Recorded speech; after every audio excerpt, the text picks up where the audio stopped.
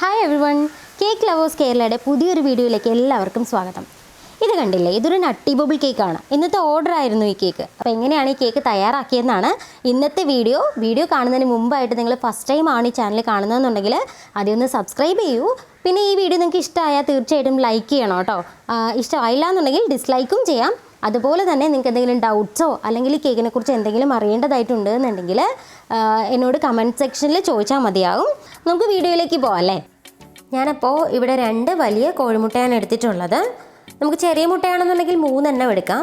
അപ്പോൾ നന്നായിട്ട് ബീറ്റ് ചെയ്ത് കൊടുക്കുക. മഞ്ഞ നിറമൊക്കെ മാറി നന്നായിട്ട് പതഞ്ഞ് വരുന്നത് വരെ നമുക്ക് ബീറ്റ് ചെയ്ത് കൊടുക്കാം.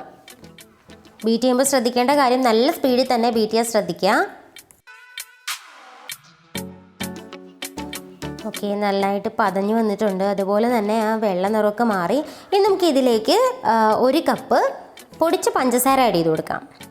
പഞ്ചസാര ആഡ് ചെയ്തതിന് ശേഷവും നന്നായിട്ട് ബീറ്റ് ചെയ്ത് കൊടുക്കുക. നല്ല സ്പീഡിൽ തന്നെ ബീറ്റ് ചെയ്യുക. പിന്നെ പഞ്ചസാര ആഡ് ചെയ്യുമ്പോൾ നമ്മൾ നന്നായിട്ട് പൊടിച്ച ഒട്ടും തരിയില്ലാത്ത പഞ്ചസാര ആയിരിക്കണം ആഡ് ചെയ്യേണ്ടത്. എങ്കിൽ മാത്രമേ നമ്മുടെ മുട്ടയുമായിട്ട് നന്നായിട്ട് ഇത് മിക്സ് ആവത്തുള്ളൂ.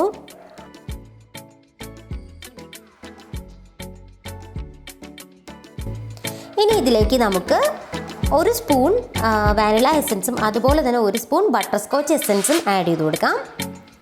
സ്പൂണല്ല എന്നുണ്ടെങ്കിൽ നമ്മൾ ഈ എസൻസുകളുടെ അടപ്പുണ്ടല്ലോ, ആ അടപ്പിന് തന്നെ ഒഴിച്ചാലും മതിയോ.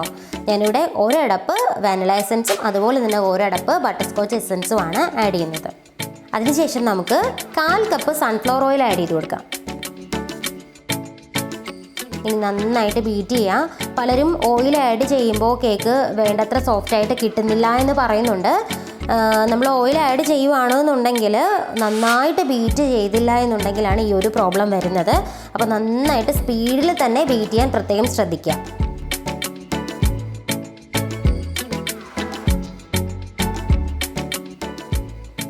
ഇനി നമുക്കിതിലേക്ക് നമ്മുടെ മൈദമാവ് ഇട്ട് കൊടുക്കാം. ഞാനിവിടെ 1 കപ്പ് മൈദമാവാണ് ആഡ് ചെയ്യുന്നത്.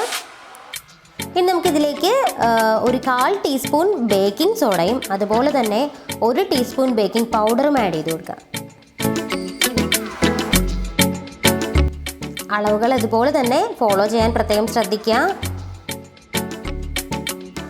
ഇനി ആദ്യം നമുക്ക് ബീറ്റർ ഓൺ ചെയ്യുന്നതിന് മുമ്പ് ആ ഒരു ബ്ലേഡ് കൊണ്ട് നന്നായിട്ട് മാവൊന്ന് മിക്സ് ചെയ്ത് കൊടുക്കാം. അതിനുശേഷം മാത്രം വളരെ സ്ലോ സ്പീഡിൽ ഇങ്ങനെ ഒന്ന് മിക്സ് ചെയ്ത് കൊടുക്കാം. ഒരുപാട് നേരം മിക്സ് ചെയ്യരുത്. അങ്ങനെയാണെന്നുണ്ടെങ്കിൽ നമ്മുടെ കേക്ക് സോഫ്റ്റായിട്ട് കിട്ടില്ല. മാത്രമല്ല നമ്മുടെ കേക്കിൻ്റെ മുകൾ ഭാഗം പൊട്ടിപ്പോകുന്ന അങ്ങനെയുള്ള സിറ്റുവേഷൻസ് ഒക്കെ ഉണ്ടാകാൻ ചാൻസ് ഉണ്ട്. ഇനി ഈ ബാറ്റർ അധികം അങ്ങ് ടൈറ്റ് ആണെന്നുണ്ടെങ്കിൽ നമുക്ക് വളരെ കുറച്ച് തന്നെ ഒരു ചൂടുവെള്ളം ആഡ് ചെയ്ത് കൊടുക്കാം. ചൂടുവെള്ളമോ ചൂടുപാലോ നമുക്ക് ആഡ് ചെയ്ത് കൊടുക്കാം. നമ്മുടെ ബാറ്റർ റെഡി ആയിട്ടുണ്ട്. ഇനി നമുക്കിതിനെ ഈ ഒരു മൗൾഡിലേക്ക് മാറ്റാം. ഞാൻ മൗൾഡിനെ നന്നായിട്ടൊന്ന് ഗ്രീസ് ചെയ്തിട്ടുണ്ട്. ഗ്രീസ് ചെയ്തത് സൺഫ്ലവർ ഓയിൽ ഉപയോഗിച്ച് തന്നെയാണ്. അതല്ലാന്നുണ്ടെങ്കിൽ നിങ്ങൾക്ക് ബട്ടർ യൂസ് ചെയ്യാം. അപ്പോൾ ഏകദേശം നമ്മുടെ കേക്ക് ട്രേയുടെ പകുതിയോളമാണ് ബാറ്റർ വന്നിരിക്കുന്നത്. അപ്പോൾ നന്നായിട്ട് ടാപ്പ് ചെയ്ത് കൊടുക്കുക.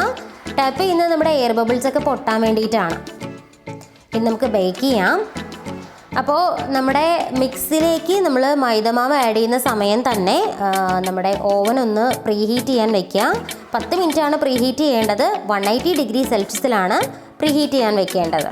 കേക്ക് നമുക്ക് പാകമാകാൻ വേണ്ടിയിട്ട് 20 മുതൽ 25 മിനിറ്റ് വരെയാണ് വേണ്ടത്. അപ്പോൾ ഈ സമയം കൊണ്ട് നമുക്ക് നമ്മുടെ ക്രീം ഒന്ന് ബീറ്റ് ചെയ്യാം. ഞാനിവിടെ ഫിയോണയാണ് വിപ്പിംഗ് ക്രീമായിട്ട് എടുക്കുന്നത്. ഈ എടുത്ത പാത്രത്തിൻ്റെ 1/4 ഭാഗം മാത്രം ക്രീം ഒഴിക്കുക. ഇനി നമുക്ക് നല്ല സ്പീഡിൽ തന്നെ ബീറ്റ് ചെയ്ത് കൊടുക്കാം. ഞാനിവിടെ ഒരു സൈഡിലേക്ക് മാത്രമാണ് റൊട്ടേറ്റ് ചെയ്യുന്നത്. അപ്പോൾ അതുപോലെ തന്നെ ചെയ്യുവാണെന്നുണ്ടെങ്കിൽ പെട്ടെന്ന് നമുക്ക് ക്രീം റെഡിയായിട്ട് കിട്ടും.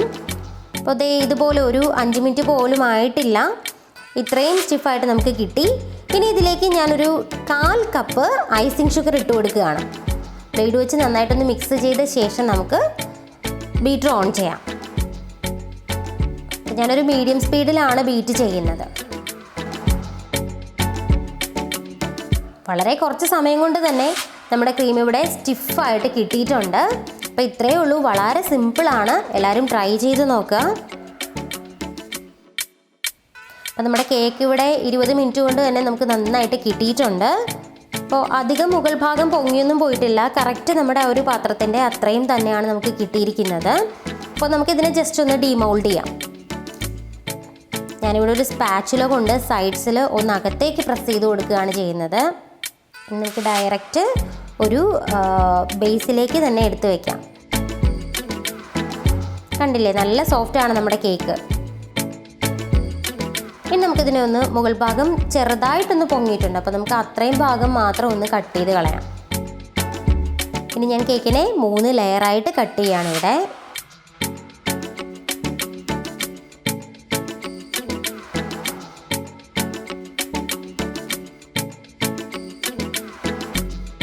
അത്യാവശ്യം ലെയേഴ്സിന് കട്ടി വേണം എന്നുള്ളത് കൊണ്ട് തന്നെ ഞാനിവിടെ 3ആയിട്ട് മാത്രമേ കട്ട് ചെയ്തുള്ളൂ. വേണമെങ്കിൽ നമുക്കിത് 4ഓ 5ഓ ഒക്കെ ആക്കി മാറ്റാം. നമ്മുടെ 3 ലെയേഴ്സ് ഇവിടെ റെഡി ആയിട്ടുണ്ട്. ഇനി നമുക്ക് ഷുഗർ സിറപ്പ് റെഡിയാക്കാം. ഞാനിവിടെ നമ്മുടെ ക്രീം ഒന്ന് ബേസിലേക്ക് ഒന്ന് ആക്കി കൊടുത്തിട്ടുണ്ട്. ഇനി നമുക്ക് ഫസ്റ്റ് ലെയർ ഒന്ന് വയ്ക്കാം. ഇതിലേക്ക് നമുക്ക് സൈഡ്സിലൊക്കെ ഒന്ന് ഷുഗർ സിറപ്പ് ഒഴിച്ചതിന് ശേഷം നടുക്കിലോട്ട് വരാം. മുഴുവനായിട്ടൊന്ന് നന്നായിട്ട് വെറ്റ് ചെയ്ത് കൊടുക്കുക. ഒരുപാട് വെള്ളം ആഡ് ചെയ്യേണ്ട കാര്യമില്ല, കാരണം ഓൾറെഡി നമ്മുടെ കേക്ക് നല്ല സോഫ്റ്റ് ആണ്. ഇനി നമുക്കിതിലേക്ക് ക്രീം ഇങ്ങനെ ഒന്ന് സ്പ്രെഡ് ചെയ്ത് കൊടുക്കാം. നമുക്ക് എപ്പോഴും ഈസി ആയിട്ട് ചെയ്തെടുക്കാനായിട്ടുള്ളൊരു മെത്തേഡാണ് ഇങ്ങനെ പൈപ്പിംഗ് ബാഗിൽ എടുക്കുക. നോസിൽ നിങ്ങളുടെ കയ്യിൽ ഉണ്ടെങ്കിൽ അത് ഇടുക, ഇല്ലയെന്നുണ്ടെങ്കിൽ അല്ലാതെ തന്നെ കട്ട് ചെയ്തിട്ട് ക്രീമാക്കി കൊടുത്താൽ മതിയാവും. ഇനി ഞാൻ ഇതിലേക്ക് ബൂസ്റ്റാണ് സ്പ്രെഡ് ചെയ്ത് കൊടുക്കുന്നത്. അതിനുശേഷം നമുക്ക് കുറച്ച് കോൺഫ്ലേക്സ് ഇട്ട് കൊടുക്കാം. കോൺഫ്ലേക്സ് ഞാൻ നന്നായിട്ടൊന്ന് പൊടിച്ചിട്ടാണ് ഇട്ട് കൊടുക്കുന്നത്. ഇനി നമുക്ക് ഇതിലേക്ക് നട്ട്സ് ആണ് ഇടേണ്ടത്. അപ്പോൾ നട്ട്സ് കണ്ടില്ലേ, ഞാനിവിടെ കാഷ്യൂ, ബദാം, പിസ്ത, അതുപോലെ തന്നെ white choco chips, dark choco chips, പിന്നെ പീനട്ട്സ്, ഇത്രയാണ് നട്ട്സായിട്ട് യൂസ് ചെയ്യുന്നത്. അതിൻ്റെ മുകളിലായിട്ട് നമുക്ക് 1 ലെയർ കൂടി ബൂസ്റ്റ് ഇട്ട് കൊടുക്കാം. ഇനി ഞാനിവിടെ മിൽക്ക് മെയ്ഡ് ആണ് ആഡ് ചെയ്യുന്നത്. നിങ്ങൾക്ക് ഇതിന് പകരം വേണമെങ്കിൽ വൈറ്റ് ചോക്ലേറ്റ് മെൽറ്റ് ചെയ്ത ഗനാഷ് വേണമെങ്കിൽ ഒഴിക്കാം. അപ്പോൾ ഞാനിവിടെ എന്തായാലും മിൽക്ക് മെയ്ഡ് ആണ് യൂസ് ചെയ്യുന്നത്. ഇതുപോലെ തന്നെ നമുക്ക് സെക്കൻഡ് ലെയറും വെക്കാം. ലെയറിനെ സിറപ്പ് ചെയ്യാം.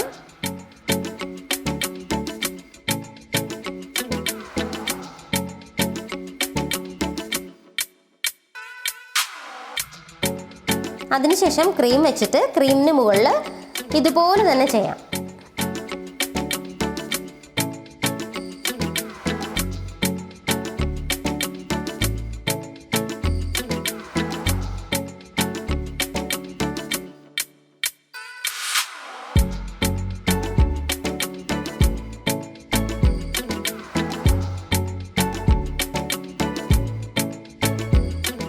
നമുക്ക് 3ാമത്തെ ലെയർ വെച്ചിട്ട് ഇതിനെ ഒന്ന് നന്നായിട്ട് വെറ്റ് ചെയ്തിട്ട് ഫുൾ ഐസിങ് ചെയ്തെടുക്കാം.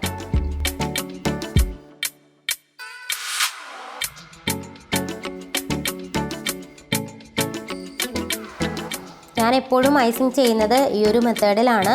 ഇങ്ങനെ ചെയ്യുമ്പോൾ നമുക്ക് വളരെ പെട്ടെന്ന് തന്നെ ഐസിങ് ചെയ്തെടുക്കാനായിട്ട് കഴിയും.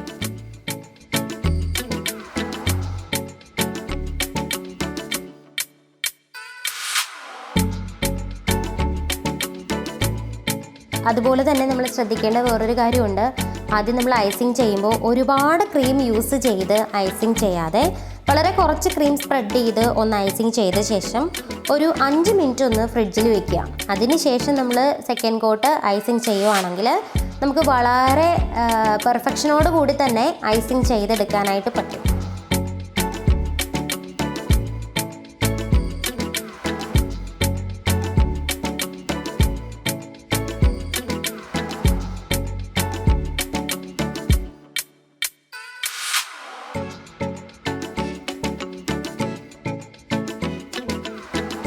നമുക്ക് 5 മിനിറ്റ് ഫ്രിഡ്ജിൽ വെക്കാം. ഇപ്പോൾ ഞാൻ 5 മിനിറ്റ് കഴിഞ്ഞ ശേഷം എടുത്തതാണ്. കണ്ടില്ലേ, ഇപ്പോൾ നമുക്ക് നന്നായിട്ട് തന്നെ ഐസിങ് ചെയ്യാൻ പറ്റുന്നത് കണ്ടില്ലേ.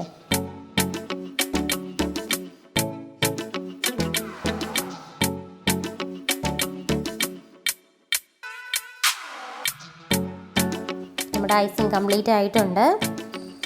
നമുക്ക് സൈഡിൽ സ്ക്രാപ്പർ കൊണ്ടൊന്ന് വരച്ചു കൊടുക്കാം. നട്ടി ബബിൾ ആണ്. അപ്പോൾ നമുക്ക് സൈഡ്സിലും നമ്മൾ നേരത്തെ ഫില്ലിങ്ങിന് യൂസ് ചെയ്ത അതേ നട്ട്സ് തന്നെ സൈഡ്സിൽ കൂടി ഫില്ല് ചെയ്ത് കൊടുക്കാം.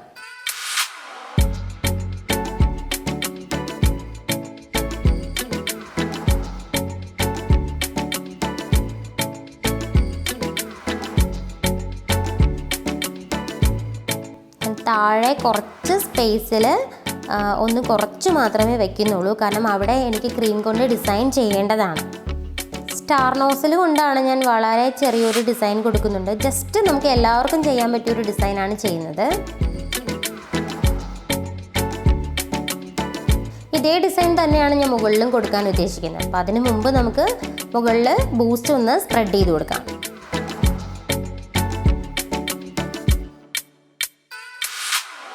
നമ്മുടെ നട്ടി ബബിളിൻ്റെ മെയിൻ ഇൻഗ്രീഡിയൻ്റ് ആണല്ലോ ബൂസ്റ്റ്, മെയിൻ ഫ്ലേവർ ആണല്ലോ.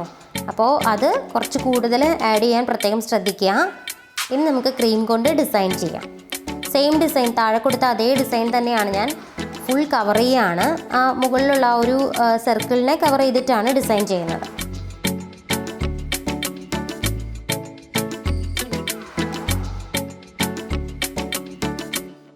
ഇനി ഒരു 2-3 ഫ്ലവേഴ്സ് നമുക്ക് ഇങ്ങനെ അവിടെ ആയിട്ടൊന്ന് വെച്ചു കൊടുക്കാം.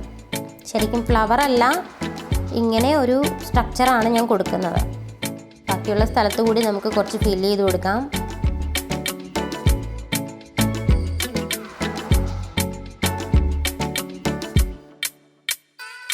നമുക്ക് നട്ടി ബബിളിൻ്റെ ബബിൾ സ്ട്രക്ചർ വൈറ്റ് ചോക്ലേറ്റ് ഉപയോഗിച്ചോ അല്ലെങ്കിൽ ഡാർക്ക് ചോക്ലേറ്റ് ഉപയോഗിച്ചോ അല്ലെങ്കിൽ ജെല്ല് കൊണ്ടോ എങ്ങനെ വേണേലും നമുക്ക് ബബിൾ സ്ട്രക്ചർ ചെയ്യാൻ പറ്റും. ഞാനിവിടെ ബ്ലൂ കളർ ജെല്ല് വെച്ചിട്ടാണ് ഡിസൈൻ ചെയ്യുന്നത്, ബബിൾ സ്ട്രക്ചർ ചെയ്യുന്നത്. നമുക്ക് വൈറ്റ് ഗനാഷ് തന്നെ കളർ ആഡ് ചെയ്തിട്ട് പല കളറിൽ ബബിൾസ് ചെയ്യാനായിട്ട് പറ്റും. അല്ല വൈറ്റിലോ ബ്ലാക്കിലോ ഒക്കെ നമുക്ക് ചെയ്യാം.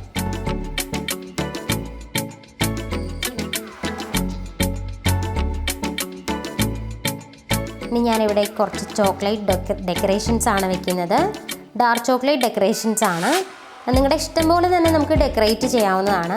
ഇപ്പോൾ ഡെക്കറേഷൻസ് വേറൊന്നും വെക്കാതെ ബബിൾസ് മാത്രമായിട്ട് ചെയ്താലും നമ്മുടെ കേക്ക് അടിപൊളി ലുക്ക് തന്നെയാണ്. ചെറിയൊരു ഫോണ്ടൻ പീസിലാണ് ഞാനിവിടെ പേര് എഴുതുന്നത്. ഇവിടെ ശരിക്കും ഈ ഒരു ഓർഡർ ഒരു ബ്രദറിൻ്റെ സിസ്റ്ററിന് വേണ്ടിയിട്ടുള്ള ഒരു ഓർഡർ ആയിരുന്നു. അപ്പോൾ അനിയത്തി എന്നാണ് എന്നോട് റൈറ്റ് ചെയ്യാൻ പറഞ്ഞത്. ഹാപ്പി ബർത്ത്ഡേ അനിയത്തി എന്നാണ് വേണ്ടത്. ഞാനിവിടെ ടോപ്പർ വെച്ചിട്ടുണ്ട്, ഒപ്പം ചെറി കൂടി വെച്ച് കൊടുത്തിട്ടുണ്ട്. അപ്പോൾ ഇത്രയേ ഉള്ളൂ, നമ്മുടെ അടിപൊളി നട്ടി ബബിൾ കേക്ക് ഇവിടെ റെഡി ആയിട്ടുണ്ട്. അപ്പോൾ എല്ലാവരും ട്രൈ ചെയ്ത് നോക്കുക. വീഡിയോ ഇഷ്ടമായെങ്കിൽ ലൈക്ക് ചെയ്യുക, ഷെയർ ചെയ്യുക. ചാനൽ സബ്സ്ക്രൈബ് ചെയ്യാത്തവർ സബ്സ്ക്രൈബ് കൂടി ചെയ്യുക.